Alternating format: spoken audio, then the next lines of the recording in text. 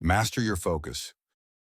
How to control dopamine, eliminate distraction, and reclaim your attention in a noisy world. Then, introduction. The war for your attention. You are not unfocused by accident. Every scroll, every notification, every brightly colored icon on your screen exists for one reason: to capture and hold your attention for as long as possible. Your focus has become a commodity, traded by companies that profit from distraction while you pay the cost in clarity, motivation, and peace of mind. Most people feel this intuitively. They sit down to work and find themselves checking their phone without thinking. They open a browser tab and forget why they opened it in the first place. They feel busy all day, yet deeply unproductive. At night, their mind feels overstimulated and exhausted, but somehow unsatisfied. This isn't laziness, it isn't a lack of intelligence, and it certainly isn't a moral failure. It is the predictable result of living in an environment designed to fragment attention. For most of human history, focus was the default. Distraction was rare. Today, distraction is constant, engineered, and aggressively optimized. The modern world doesn't merely allow distraction, it rewards it. Speed is praised over depth. Reactivity is valued over reflection. Noise is mistaken for progress. And slowly, quietly, the ability to sustain attention is eroding. This audiobook is about reversing that process. Not by quitting technology, not by becoming a monk, not by relying on brute force willpower, but by understanding how focus actually works inside your brain and how to work with it instead of against it. You will learn why dopamine, the very chemical that drives motivation, has become one of the greatest threats to sustained focus. You will learn why traditional productivity advice fails in a hyper-stimulating world. And you will learn how to rebuild attention as a skill, a system, and ultimately a way of life. This is not about doing more. It is about doing what matters without your mind being constantly pulled somewhere else. Focus is not a personality trait. It is not something you are born with or without. It is something that can be trained, restored, and strengthened. And in a world that profits from your distraction, mastering your focus may be one of the most powerful decisions you ever make. Chapter 1: The Attention Crisis Nobody Talks About. We talk endlessly about productivity, motivation, and success, but rarely do we talk about the foundation beneath all of them: attention. Attention determines what you learn, what you remember, what you build, and ultimately who you become. What you pay attention to repeatedly shapes your thoughts. Your thoughts shape your actions, and your actions shape your life. Yet attention is now under constant attack. The average person checks their phone dozens, sometimes hundreds of times per day. Not because they need to, but because their brain has been trained to crave stimulation. Moments of boredom, once harmless and even beneficial, now feel uncomfortable. Silence feels loud. Stillness feels wrong. This is not accidental. No, modern digital systems are designed around engagement loops. They reward quick reactions, emotional spikes, and novelty. Every refresh promises something new. Every notification offers a tiny hit of anticipation. Your brain learns quickly and efficiently that distraction feels good in the short term, but there is a cost. Each time your attention is pulled away, your ability to focus deeply weakens just a little. Each interruption fractures your mental momentum. Over time, your mind adapts, not to sustained focus, but to constant switching. This is why many people feel mentally scattered even when they have time. Why reading feels harder than it used to. Why sitting with a single task can feel almost physically uncomfortable. The problem is not that life has become harder. The problem is that focus has become rarer. And what is rare becomes valuable. In a distracted world, the ability to concentrate is a competitive advantage. It determines who can learn complex skills, who can produce meaningful work, and who can think independently instead of reactively. But here's the deeper issue most people miss. Distraction doesn't just affect what you do, it affects how you feel. A fragmented mind struggles to feel fulfilled. When attention is constantly pulled outward, there is no space for depth, satisfaction, or flow. Even pleasurable activities begin to feel hollow because the mind never fully settles into them. This creates a quiet, persistent restlessness, a sense of always being behind, always needing something else. The solution is not to add more stimulation. It is to rebuild the ability to stay with one thing long enough for meaning to emerge. Focus is not about forcing your brain to behave. It is about creating conditions where focus becomes natural again. To do that, you must first understand the invisible force driving modern distraction: dopamine. Chapter 2. Dopamine, the invisible force controlling your focus. Dopamine is often misunderstood. It is commonly described as the pleasure chemical, but this is misleading. Dopamine is not about pleasure itself. It is about anticipation, motivation, and pursuit. It is what drives you to seek, to explore, and to move toward potential rewards. In a healthy environment, dopamine helps you focus on meaningful goals. It motivates effort, learning, and persistence. It rewards progress. But in an environment flooded with constant stimulation, dopamine becomes dysregulated. Every notification, swipe, and novelty spike releases small bursts of dopamine. These bursts are shallow, short-lived, and frequent. Your brain adapts by raising the baseline of stimulation it expects. The result is subtle but profound. Ordinary tasks begin to feel boring. Deep work feels heavy. Stillness feels uncomfortable. Your brain isn't broken. It is doing exactly what it evolved to do: optimize for reward. The problem is that modern rewards are too easy, too frequent, and too disconnected from effort. When dopamine is constantly spiked by trivial stimuli, motivation becomes scattered. Instead of being directed toward long-term goals, it is hijacked by whatever offers the quickest hit of novelty. This is why you may feel motivated to scroll, but not to start important work. Why you can binge content effortlessly, yet struggle to focus for 30 minutes on something meaningful. It is not a lack of discipline. It is a mismatch between your biology and your environment. And here is the most important insight. Dopamine doesn't just respond to rewards. It responds to patterns. Your brain learns what to expect from your daily habits. If your day is filled with rapid stimulation, your brain will resist anything slower. If your day contains periods of deep focus, your brain will gradually relearn how to sustain attention. This means focus is trainable, but also degradable. Every time you give in to distraction, you reinforce the habit of distraction. Every time you resist and stay with a task, even briefly, you strengthen your capacity for focus. The goal is not to eliminate dopamine. That would be impossible and unhealthy. The goal is to reattach dopamine to effort, progress, and depth rather than novelty and interruption. This requires a shift in how you approach work, rest, and stimulation. It requires patience, and it requires letting go of the illusion that constant engagement equals productivity. True focus does not feel exciting at first. It often feels quiet, sometimes even uncomfortable. But on the other side of that discomfort is clarity, momentum, and a sense of control most people have forgotten is possible. And before we talk about how to rebuild that control, we must address a common mistake almost everyone makes when trying to focus harder. The mistake is relying on willpower. Chapter 3: Why Willpower Fails in a Distracted World. Most people approach focus the same way they approach dieting or exercise. They assume success comes down to willpower. If only they were more disciplined. If only they tried harder. If only they could stop being so lazy. This belief is not only wrong, it is damaging. Willpower is a limited, fragile resource. It fluctuates based on sleep, stress, emotional state, and cognitive load. Yet modern life demands constant self-control. Every app, every website, every device places temptation directly in front of you and asks you to resist it over and over again. Eventually, resistance fails.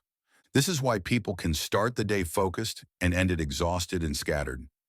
It's why motivation seems to disappear by mid-afternoon. It's why so many productivity systems work briefly, then collapse. The problem is not the person, the problem is the strategy. Relying on willpower in a world engineered for distraction is like trying to swim upstream indefinitely. You may make progress for a while, but eventually fatigue sets in. True focus is not built by resisting distraction endlessly. It is built by reducing the need for resistance in the first place. Your brain follows the path of least friction. If distraction is easy and focus is hard, distraction will win. If focus is made easier and distraction is made harder, your brain will adapt. This is the core principle most people miss. You do not rise to the level of your intentions. You fall to the level of your environment. Every time you open your phone reflexively, that behavior wasn't chosen in the moment. It was shaped by thousands of previous repetitions. Your brain learned that reaching for stimulation is the fastest way to relieve discomfort, boredom, or uncertainty. Willpower asks you to fight that learning. Systems allow you to redirect it. This is why the most focused people are not the most disciplined in the traditional sense. They are the most intentional about their environment. They design their lives to support focus rather than constantly test it. They don't rely on motivation to start. They rely on structure. They don't trust themselves to resist temptation indefinitely. They remove it where possible. This is not weakness, it is wisdom. Once you understand this, self-blame dissolves. You stop asking, "Why can't I focus?" and start asking, "What is my environment training my brain to do?" And that question changes everything. Chapter 4. How Technology Rewires Your Brain. Technology itself is not the enemy. Tools are neutral. What matters is how they are designed and how they are used. Modern technology is optimized for engagement, not well-being. Every scroll, click, and tap provides feedback. Variable rewards, unpredictable likes, messages, and content are especially powerful. They keep your brain searching, hoping the next interaction will be rewarding. This uncertainty is what makes distraction so compelling. Your brain evolved to pay attention to novelty because novelty once signaled opportunity or danger. Today, novelty is endless and artificial. The brain does not distinguish between meaningful novelty and trivial novelty. It simply responds. Over time, this constant stimulation reshapes attention. Deep focus requires sustained engagement with a single stream of information. It requires your brain to tolerate moments of uncertainty, difficulty, and boredom. But when your brain becomes accustomed to instant feedback, these moments feel intolerable. You may notice this when reading. After a few pages, your urge to check something arises, or when working. As soon as the task becomes challenging, your mind looks for escape. This is not a personal flaw, it is conditioning. Technology trains the brain to expect immediate resolution. Real work rarely offers that. Progress is slow, feedback is delayed, effort is required before reward appears. When these two worlds collide, focus suffers. But here's the critical insight. The brain is plastic. It changes in response to repeated experience. Just as it can be trained toward distraction, it can be retrained toward depth. The same mechanisms that make technology addictive can be redirected toward focus if you understand how to create the right conditions. This begins by recognizing that multitasking is not a skill. It is a cognitive tax. Chapter 5. The Myth of Multitasking. Multitasking feels productive. It creates the illusion of efficiency, but cognitively, it is one of the fastest ways to destroy focus. The brain does not truly multitask, it switches. Each switch carries a cost. Attention fragments. Context is lost. Mental energy is drained. When you move rapidly between tasks, your brain never fully engages with any of them. You remain in a shallow state of attention, skimming the surface without depth. Over time, this becomes your default mode. This is why long-form thinking feels harder than it used to. Why sustained creativity feels elusive. Why finishing complex tasks feels exhausting even when you've been busy all day. Multitasking trains the brain to crave constant change. Focus trains the brain to tolerate stillness. And stillness is where insight lives. The most meaningful work, learning, writing, problem-solving, creating, requires uninterrupted attention. It requires time for the mind to warm up, to make connections, to enter flow. Flow does not happen instantly. It emerges after resistance. If you interrupt yourself before reaching that threshold, you never experience the reward of deep focus. And without the reward, your brain never learns that focus is worth it. This creates a vicious cycle. Distraction prevents focus, and lack of focus makes distraction more appealing. Breaking this cycle requires intentional practice, not forcing productivity, not optimizing every minute, but creating space where your mind can settle. Chapter 6. Building Deep Focus in a Shallow World. Deep focus is not about intensity, it is about continuity. It is the ability to stay with a single task long enough for complexity to unfold. It is the skill of resisting premature escape. The first step is to lower the bar. Most people fail at focus because they expect too much too soon. They aim for hours of concentration when their brain is accustomed to minutes. When they fail, they conclude they are incapable. This is the wrong approach. Focus is built gradually. Like a muscle, it strengthens through repeated, manageable effort. Start with short, uninterrupted sessions. Protect them fiercely.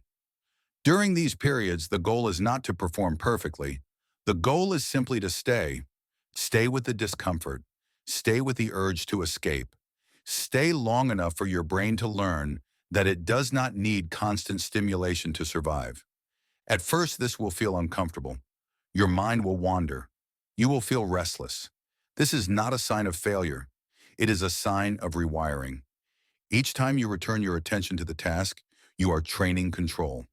Over time, the discomfort fades. Focus becomes easier, and eventually it becomes rewarding. The key is consistency, not duration. A daily practice of focused attention, even brief, is more powerful than occasional long sessions fueled by motivation. Focus is not reclaimed in dramatic bursts. It is rebuilt quietly, patiently, one session at a time. Chapter 7. Reclaiming Motivation Without Burnout. Motivation is often treated as something you either have or don't have.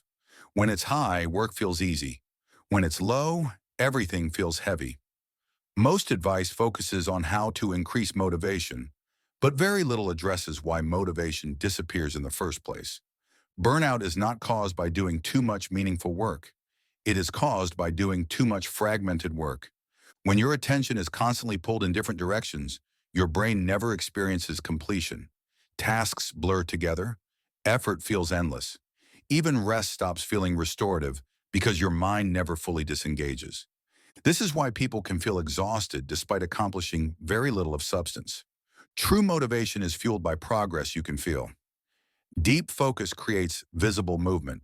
When you work on one thing long enough to see it take shape, your brain releases dopamine in a healthy way. Not from novelty, but from progress. Not from stimulation, but from mastery. Burnout thrives in environments where effort is disconnected from meaning.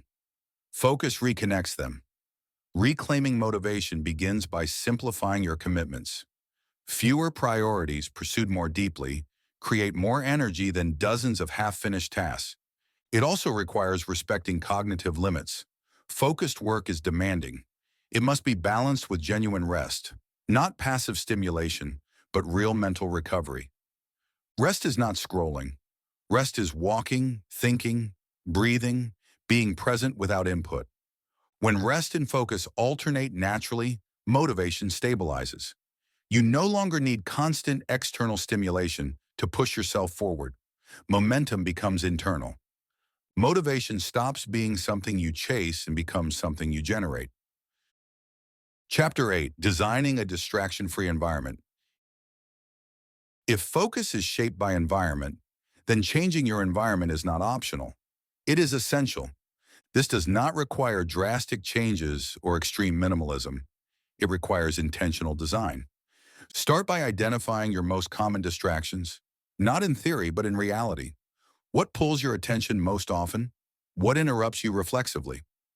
Once identified, reduce friction toward focus and increase friction toward distraction. Small changes matter.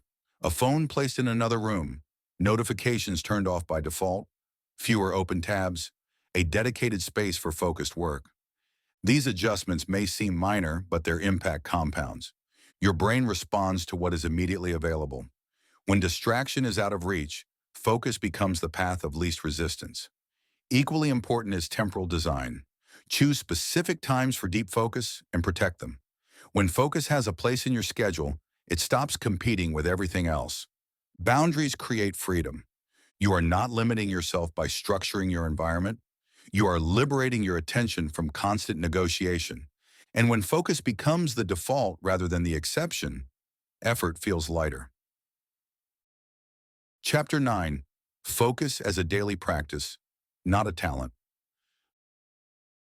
The most damaging myth about focus is that some people are simply better at it. In reality, those who appear focused have practiced focus, often unintentionally, through consistent habits and environments that support attention. Focus is not something you turn on. It is something you return to. Daily practice matters more than occasional intensity. Even on unfocused days, showing up reinforces identity. You become someone who values depth, regardless of how you feel. This shift from outcome to practice is transformative. Instead of measuring success by how much you accomplish, measure it by how often you engage deeply. Results follow naturally. There will be days when focus feels elusive. That is normal. Progress is not linear. The goal is not perfection. The goal is resilience, the ability to refocus without frustration or self-judgment. Over time, this practice rewires your relationship with attention. Focus stops feeling fragile. It becomes stable, reliable, and accessible. And with it comes clarity. Chapter 10. The Focused Life. A focused life is not a narrow life. It is a deliberate one. When your attention is no longer scattered, decisions become clearer. Values become easier to honor. Time feels fuller, not faster. You begin to notice what truly matters and what doesn't. This is the quiet power of focus. It doesn't just improve productivity, it improves presence. You listen more deeply, you think more clearly, you engage more fully with the people and work that shape your life. In a noisy world, this is rare. And because it is rare, it is valuable. Mastering your focus is not about rejecting the modern world. It is about navigating it consciously. Distraction will always exist. The difference is whether it controls you or you choose where your attention goes. Focus is freedom, and freedom, once reclaimed, changes everything.